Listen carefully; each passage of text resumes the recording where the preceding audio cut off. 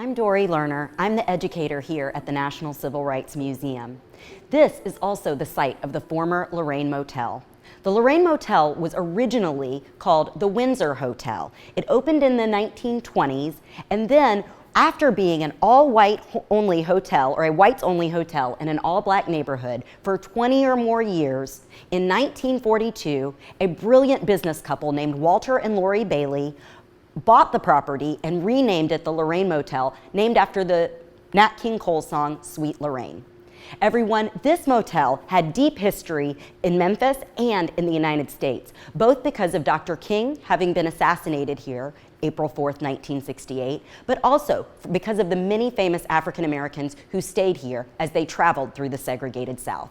Segregation was a time where people were kept separate based on the color of their skin or based on their race. And during the 1940s, 50s, and 60s, famous people like Otis Redding, Aretha Franklin, B.B. King, even Jackie Robinson stayed here at the Lorraine Motel. In April of 1968, Dr. King had come to Memphis to take a stand with the sanitation workers. They were on strike because of being treated unfairly as workers and as men.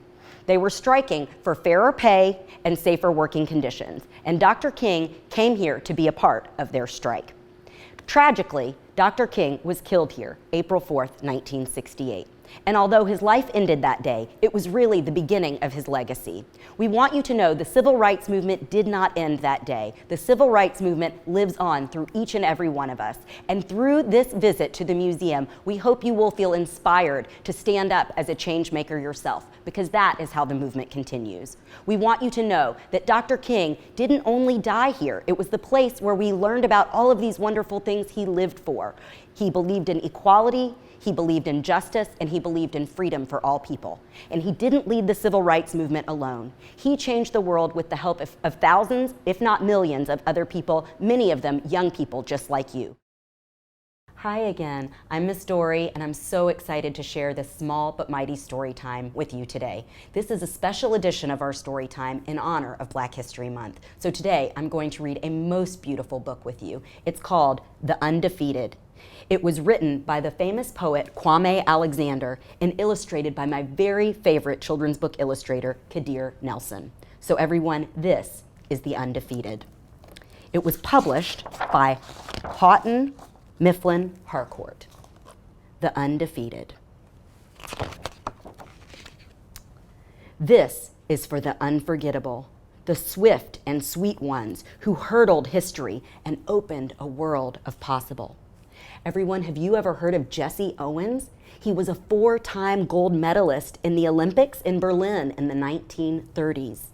He really changed people's perspectives on athleticism and whether people were truly equal to one another.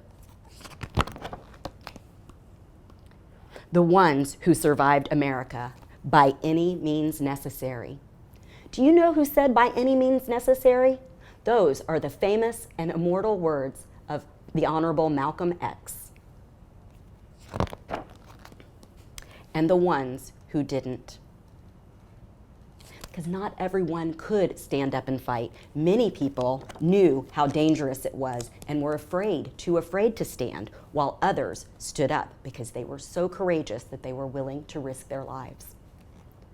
This is for the undeniable, the ones who scored with chains on one hand and faith in the other. See this father and son? Don't they look strong standing together? Looks like he's learning from his dad. This is for the unflappable, the sophisticated ones who box adversity and tackle vision. I think that's the famous boxer Jack Johnson.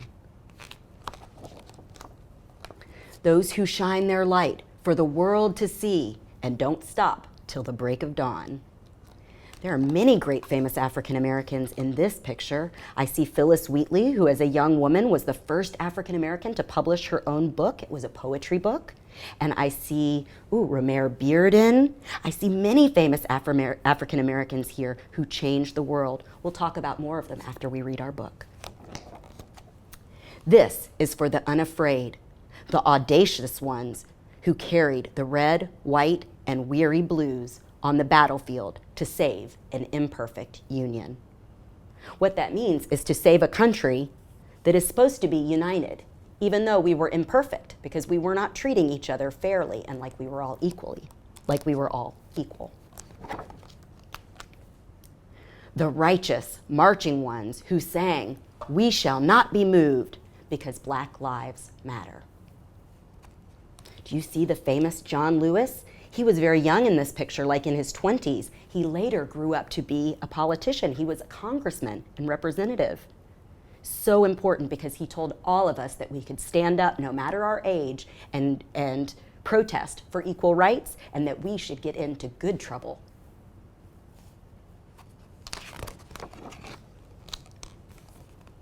This is for the unspeakable. You may have seen a picture like this before. This is a picture of a ship where people who were enslaved were brought from Africa to the Americas with no choices and no freedom.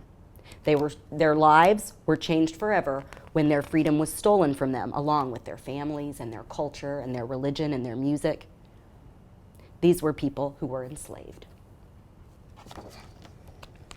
This is for the unspeakable. Have you ever heard of the 4 little girls who were killed in the 16th Street bombing in Birmingham, Alabama in 1963? These are those 4 young girls. This is for the unspeakable. Have you ever seen anything like this in your community? Sometimes people build what they call a memorial. And they may use pictures of somebody who has passed away or someone who's been killed, and they may use stuffed animals and candles and flags and all kinds of posters to remind us of how important that person's life was and how much people who are still here miss that person who is now gone. Many people have died even in the last few years due to violence with police officers. Trayvon Martin was one of them. George Floyd was another. Breonna Taylor was another. So we should remember their names and say them. This is for the unlimited, unstoppable ones, the dreamers and doers who swim across the big sea of our imaginations and show us the majestic shores of the promised land. You know who this is, right? That's right, Dr. Martin Luther King Jr. The Wilma Rudolphs, the Muhammad Alis, the Althea Gibsons, the Jesse Owens. Oh, where's Jesse Owens? Oh, there he is with his gold medal. The Serenas and the Shirls. See, I see Serena Williams and Cheryl Swoops. And the Jordans and the LeBrons. There's LeBron James and Michael Jordan about to make a slam dunk. Can you pretend you're going to make a slam dunk? This is for the Reese Whitleys and for the undiscovered. This is for the unbelievable, the we real cool ones. This is for the unbending, the black as the night is beautiful ones. I see Duke Ellington. I see Ella Fitzgerald. Ooh, I see Miles Davis. Famous African-American musicians who changed music forever with their brilliance. This is for the underdogs and the uncertain, the unspoken, but no longer untitled.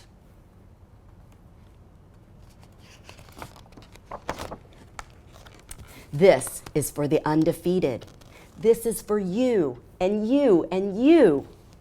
This is for us.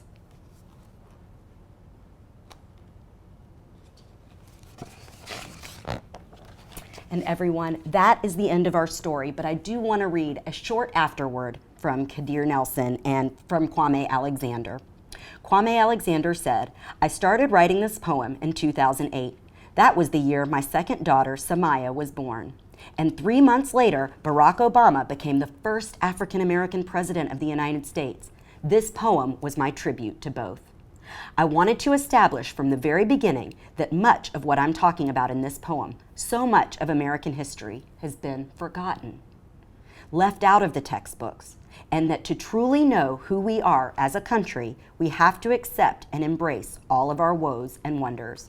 So I wrote a poem because I wanted my daughters to know how we got to this historic moment, or as the famous Mahalia Jackson spiritual says, You know my soul looked back in wonder. How did I make it over? I wrote a poem about Black Olympians such as Jesse Owens and Wilma Rudolph undermining the false narrative of white superiority by racing to gold in front of the whole world, about Malcolm X urging blacks to fight for freedom, justice, and equality no matter the method or cost, about enslaved Africans pushing on with an unwavering fighting spirit of hope and faith that one day they would be free, or that their children or their children's children would become masters of their own destinies. About Langston Hughes and Zora Neale Hurston of the Harlem Renaissance, about cultural expression and liberation and the Black arts movement, about Dr. King's acceptance speech for the 1964 Nobel Peace Prize, and about a promised land without racial injustice, poverty, and war, about civil rights marchers chanting, "We shall overcome," and demonstrating across the South about Jack Johnson and Muhammad Ali boxing racial prejudice in and out of the ring, about Civil War soldiers saving a union that refused to see them as equals, about Black Lives Matter, about Black Lives Matter. Black Lives Matter. Because we are all Americans. We are human beings. But mostly, I wrote a poem to remind Samaya and her friends and her family and all of you, and to remind myself to never, ever give up, because as Maya Angelou wrote, we may encounter many defeats, but we must not be defeated. It may even be necessary to encounter the defeat so that we know who we are, so that we can see, oh, that happened, and I rose. I did get knocked down flat in front of the whole world, and I rose. Keep rising, Kwame Alexander says. One idea I had as a way we could celebrate or honor Black history is that we could draw a picture of our favorite African-American hero. Now that could be someone famous, or it could be someone ordinary from your own community, but pick someone who's done something extraordinary, even if it's just that they helped someone else in your community by sharing clothing or food or by building a garden.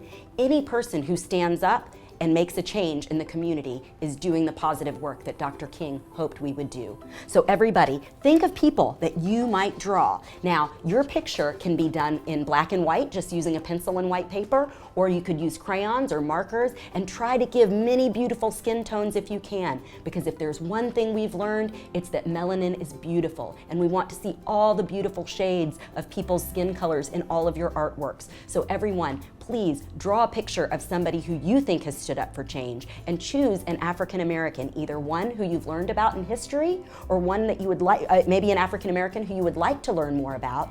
Draw their picture and see if you can do some research on the internet or from library books to find out more information about how that person changed the world. And hopefully, seeing that person's portrait once you've drawn it will inspire you to want to be a change maker too. Thanks for joining me.